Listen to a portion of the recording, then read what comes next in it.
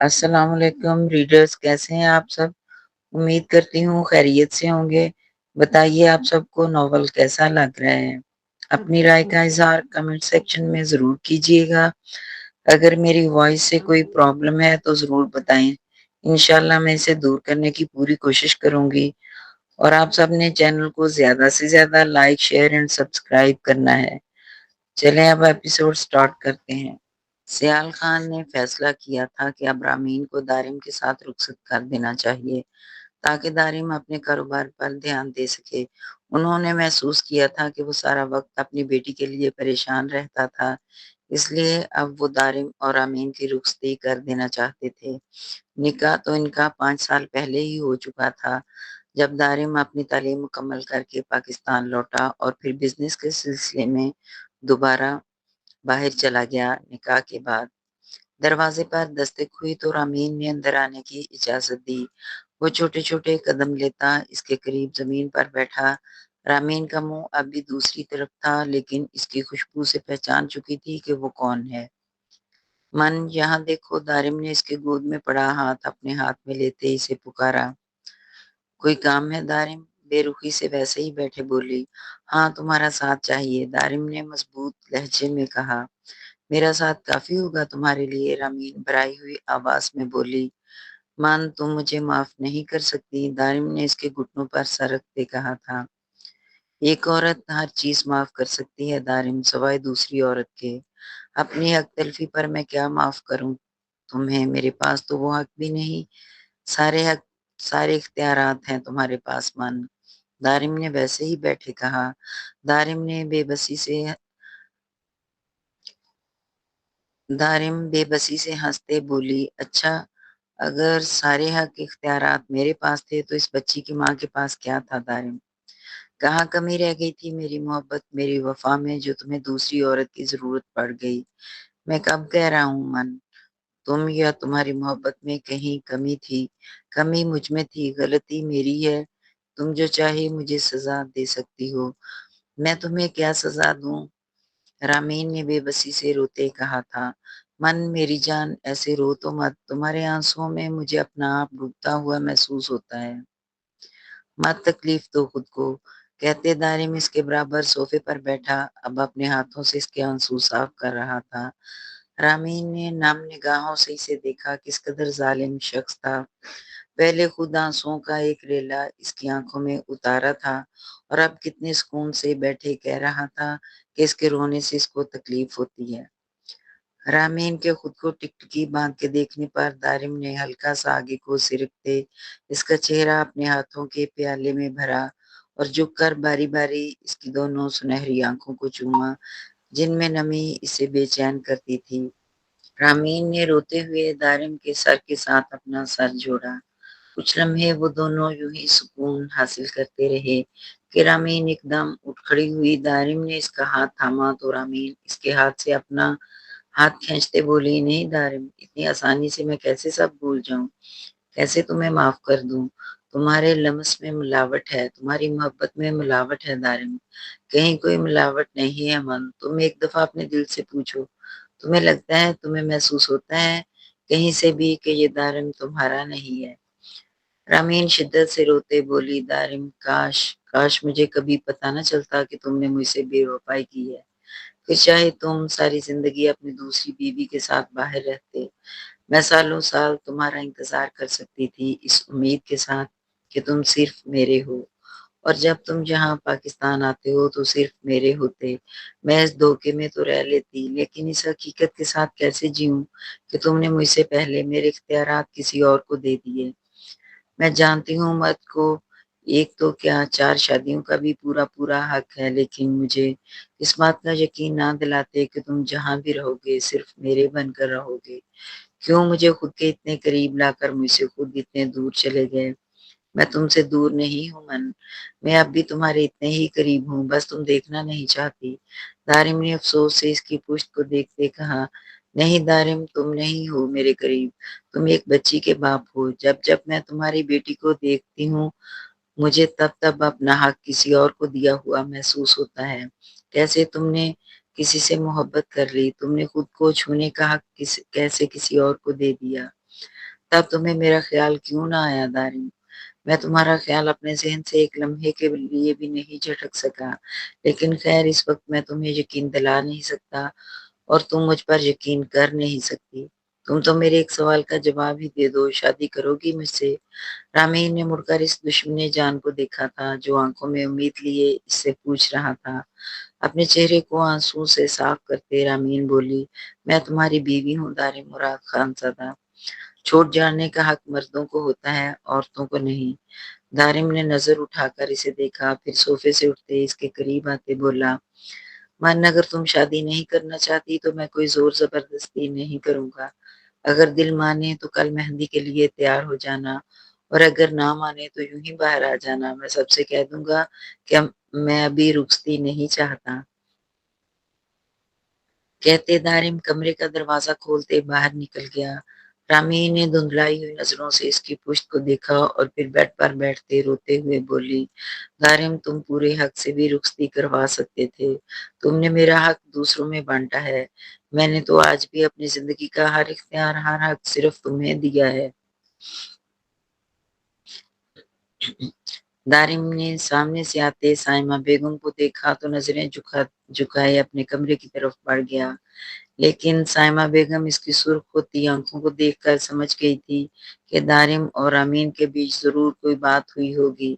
साइमा बेगम ने रामीन के कमरे में कदम रखा तो वो बेड पर बैठे रोने में मशगूल थी। इसके सर पर हाथ फेरते वो इसके पास बैठी।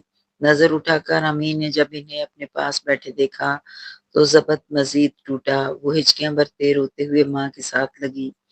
साइमा बेगम ने इसकी पीठ सहलाई और बोली, क्या हुआ बच्चा, इतना क्यों रो रही हो? क्यों नहीं? कुछ नहीं मोरे, बस यूं ही। दारिम ने कुछ कहा क्या? साइमा बेगम ने पूछा तो वो बोली, नहीं। अच्छा तो फिर क्या बात है, अपनी मोरे को नहीं बताओगी? वो अपने आंसू खुश करते बोली, नहीं बस यूं ही, कल मैं रुखसत हो जाऊंगी ना, इसलिए बस रोना आ रहा था। रामीन अगर तुम रुखसती नहीं चाहती तो हम अभी इसे रुकवा देते हैं। साइमा बेगम ने इसे देखते कहा तो रामीन ने एक नजर माँ के चेहरे पर डाली और बोली, अब रुकवा देंगी तो क्या 2 साल बाद, 4 साल बाद एक ना एक दिन मुझे रुखसत होना ही पड़ेगा। मोरे यही वक्त है, अब मुझे हर चीज को कबूल करके आगे बढ़ना चाहिए। तो ठीक है रामीन, फिर तुम सच में आगे बढ़ना, दारिम को माफ कर देना, और मैं ये नहीं कहूंगी कि तुम इस बच्ची को कबूल कर लो, लेकिन तुम्हारे लिए आसान नहीं होगा। लेकिन इस बात का ध्यान जरूर रखना कि इस सब में इस मासूम सी परी का कोई कसूर नहीं। जी मोरे, वो भराई हुई आवाज में बोली, चलो शाबाश मेरा बेटा, उठो नमाज पढ़ो और अपने लिए सुकून मांगो रब से, और अब ये आंसू खत्म हो जाएं।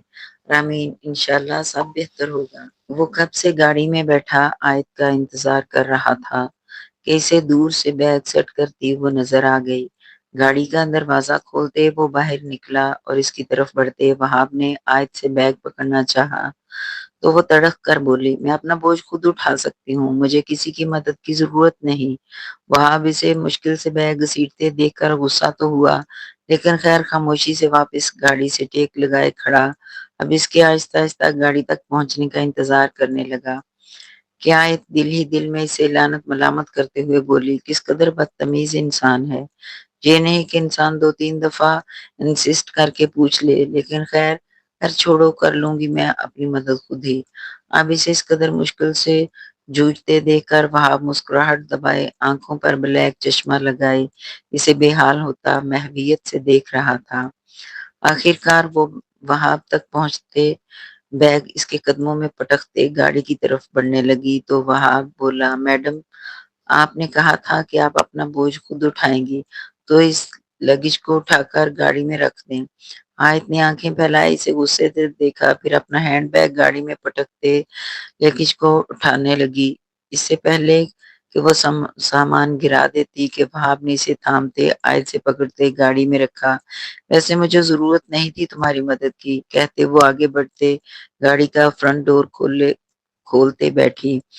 वहाब ने मुस्कुराते हुए सर नफी में हिलाया और ड्राइविंग सीट संभालते बैठा और पूछने लगा, भूख लगी है या सीधे हवेली जाना है? नहीं, मुझे भूख नहीं है, मुझे घर जाना है। बस ठीक है, वहाब ने लापरवाही से कहते गाड़ी आगे बढ़ा दी। آیت وہاب کی بچپن کی مانگ تھی اور ان کا نکاح بھی رامین اور دارم کے نکاح والے دن ہی ہوا تھا، کیونکہ رستم صاحب کا کہنا تھا کہ بیٹیاں جتنی جلدی اپنے گھروں کی ہو جائیں اتنا بہتر ہے۔ اس لیے انہوں نے آیت کا نکاح بہت جلد کر دیا تھا۔ تب وہاں بھی پڑھ رہا تھا اور اب جس یونیورسٹی میں آیت پڑھتی تھی اس یونیورسٹی میں ہی وہاں HOD تھا، یعنی پروفیسر۔ وہاں نے جان بوجھ کر اس کا ایڈمیشن اپنی یونیورسٹی میں کروایا تھا، مگر آیت ہاسٹل میں رہتی تھی۔ کبھی کبھار ویکنڈ پر یا پیپر ختم ہونے پر اس کے پاس آ جاتی تھی، اور جب بھی حویلی جانا ہوتا اگر دونوں فارغ ہوتے تو ایک ساتھ چلے جاتے۔ آج بھی وہ دونوں کو اپنے بھائی کی شادی میں پہنچنا تھا، اس لیے دونوں ایک ساتھ ہی حویلی سے نکلے۔ حویلی پہنچ کر وہ سب سے ملے، خوب ہلا گلا کیا، مگر دارم نے آیت کی خفگی کو محسوس کیا۔ وہ جانتا تھا کہ اس کی کیا وجہ ہے، ورنہ وہ شہریار سے زیادہ دارم کے کلوز تھی، جبکہ ریحانہ بیگم کو وہاب کا دارم سے اس قدر چاہ کر ملنا کچھ خاص پسند نہیں تھا۔ لیکن ان دونوں بھائیوں کا آپس میں بہت پیار تھا۔ گہرے جامنی رنگ کی پاؤں کو چھوتی فراک جس پر موتیوں اور شیشوں کا کام ہوا تھا پہنے وہ دوپٹے سے بے نیاز چینجنگ روم سے نکلی تو شہریار کو کمرے میں دیکھ کر حیران رہ گئی۔ یہ اس کے آنے کا وقت تو نہیں تھا، لیکن وہ کیسے بھول گئے کہ آج تو دارم اور امین کی مہندی ہے، سو وہ گھر پر ہی ہوگا۔ دوپٹے سے بے نیاز اس دوشیزہ کو اس طرح اپنے سامنے کھڑا دیکھ کر شہریار کی آنکھوں میں خمار اترا۔ چھوٹے چھوٹے قدم لیتا وہ عشا کے پاس پہنچا، ہلکا سا جھکا اس کے کان کی طرف جھکاؤ دیتے سرگوشی کرتے بولا، بٹرفلائی اگر تم یوں سج سنور کر میرے سامنے گھومو گی تو کیسے چلے گا؟ اس کی گرم سانسیں اپنے چہرے پر محسوس کرتے عشا اپنے آپ میں سمٹی اور بولی، جی کیا کہنا چاہ رہے ہیں آپ؟ عشا نے ناسمجھی سے اسے دیکھتے پوچھا، نظر اٹھا کر معصومیت سے اسے دیکھ رہی تھی تو شہریار نے کاجل لگی ان گہری آنکھوں کو دیکھا اور پھر بولا، بٹرفلائی یا تو تمہیں میری باتیں بہت اچھے سے سمجھ آتی ہیں یا بالکل ہی سر کے اوپر سے گزر جاتی ہیں۔ عشا کو لگا وہ اسے بے وقوف سمجھ رہا ہے، اس لیے بولی، نہیں مجھے آپ کی باتیں سمجھ میں آتی ہیں۔ اچھا تو پھر مجھے بھی سمجھاؤ کیا کہہ رہا تھا میں؟ شہریار نے پوچھا۔ آپ کہنا چاہتے ہیں کہ اگر میں یوں ریڈی ہو کر گھوموں گی تو پھر میں خون بہا میں آئی لڑکی کیسے لگوں گی؟ اس کے الفاظ پر شہریار نے 2 قدم پیچھے ہوتے لمبا سانس خارج کیا اور اپنا سر پیٹتے بولا، تم سچ میں ضرورت سے زیادہ بے وقوف ہو۔ شہریار کے بے وقوف کہنے پر عشا نے آنکھیں سکیڑی اور بولی، میں جا رہی ہوں، مجھے بہت کام ہے۔ شہریار اس کی خوبی محسوس کرتے مسکرایا۔ اس سے پہلے وہ کچھ اور کہتا کہ باہر سے اسے شہریار لالا شہری لالا چلانے کی آواز سنائی دی۔ شہریار نے مسکراتے ہوئے دروازے کی طرف دیکھا تو آیت بھاگ کے آتے اس کے سینے سے لگی اور پھولے ہوئے سانس کے ساتھ بولی، آپ مجھ سے ملنے کیوں نہیں آئے یونیورسٹی؟ شہریار نے مسکرا کر اس کا سر چومتے ہوئے کہا، تمہارے پیپرز تھے نا لڑکی، اگر میں ملنے آ جاتا تو تم پکا فیل ہو جاتی۔ سارا دن میرے آنے کی خوشی مناتے ہوئے، اب ایسی بھی کوئی بات نہیں ہے لالا۔ منہ بناتے آیت نے کہا تو شہریار ہنس دیا۔ کچھ فاصلے پر کھڑی عشا کی آنکھیں شدت سے نم ہوئی تھیں۔ اسے دراب کا یوں ہی پاکستان آنا یاد آتا تھا۔ جب وہ زندہ تھا وہ بھی عشا سے یوں ہی ملتا تھا، ڈھیر سارا پیار کرتا تھا۔ اس کے ہونے سے سب کچھ بہت اچھا تھا، اگر دراب نہیں تھا تو اب خوشیاں بھی نہیں تھیں۔ شہریار سے باتیں کرتے آیت کی نظر عشا پر پڑی تو وہ بولی، لالا یہ کون ہے اور آپ کے کمرے میں کیا کر رہی ہے؟ عشا جانتی تھی شہریار اور رامین کی ایک اور بہن بھی ہے، اس لیے وہ اندازہ لگا چکی تھی کہ یہ آیت ہے، لیکن آیت کو شہریار اور عشا کے نکاح کا پتہ نہیں تھا۔